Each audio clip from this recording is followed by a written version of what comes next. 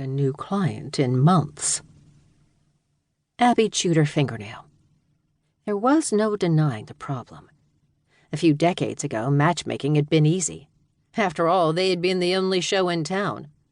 But now, thanks to internet dating, their clients had more options, especially those just looking for a date and not an eternity. "We could hold another mixer," Abbey said. "You know, show the were-deer that the were-tigers aren't as bad as they fear. So many of our clients refuse to date outside their species." "It's a thought," Vivian agreed. "But we need more. We need a high-profile client. If the community sees their leaders using our service, they will follow suit." "Who do you have in mind?"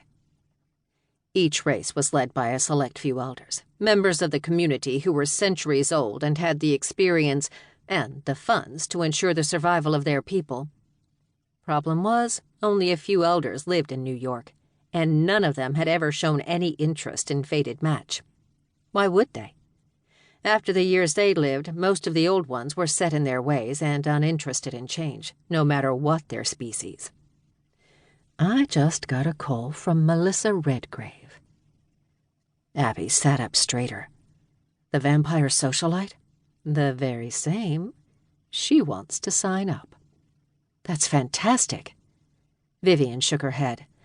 "There's a problem. Her sire. The infamous Lucian Redgrave." Abbey nodded her understanding. The man was the vampire lord of New York. In non-human terms, he was basically king of the undead, at least in this part of the country. The human world knew him as a powerful but reclusive CEO. He came out for a few photo ops every now and then, but mostly kept to himself in his spacious mansion outside the city. In supernatural circles, he was well known for his resistance to change. "Melissa wants to use us, but Lucian refuses until he's vetted us thoroughly." Abbey frowned. "Both of you are old as dirt. Surely you've met before." "The man hates sirens. No accounting for taste." She flicked a strand of silver hair over her shoulder. "You need to drive out there and give our pitch." Abbey blinked. "No." "Abbey, this is no time to be difficult. We need to land Melissa." "I don't go near vampires. You know that. The bloodsuckers are far too peckish when they get around humans. No way I'm driving for hours to lock myself in a house with 2 of them." "Probably more than 2. They have servants, after all." "Not happening." "I'll give you 3 evenings off." "Nope. 4. Free time is no good if you're dead." Vivian threw up her hands. "Don't be dramatic. Lucian is a vampire elder. If he can't hold it together, no one can. You'll be perfectly safe." "Highly unlikely," she muttered. "I'll let you make your own schedule next week, and I'll give you 5 extra vacation days. I'll even set you up with a nice griffin I know." "Not interested in dating non-humans," Abbey said for the 1,000,000th time. "I only made a profile because it was part of my job description." "Whatever.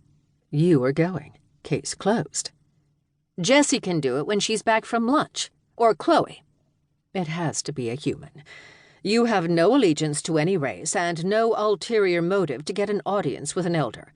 You have no idea how in demand that vamp is. I also have no way to defend myself if this goes bad." Perfectly manicured nails clacked on the marble countertop, a sure sign of Vivian's waning patience. "Let me cut to the chase. If we don't land Melissa Redgrave, I will hold you personally responsible. You will be fired immediately and without a reference. And you know as well as I do that matchmaking is a small world. 1 word from me, and no agency in this town will touch you, human or otherwise. You've got a good thing going here, Abbey. It would be a shame to lose it." More than a shame. It'd be disastrous, and Vivian knew it. As a college dropout, Abbey had few prospects to begin with.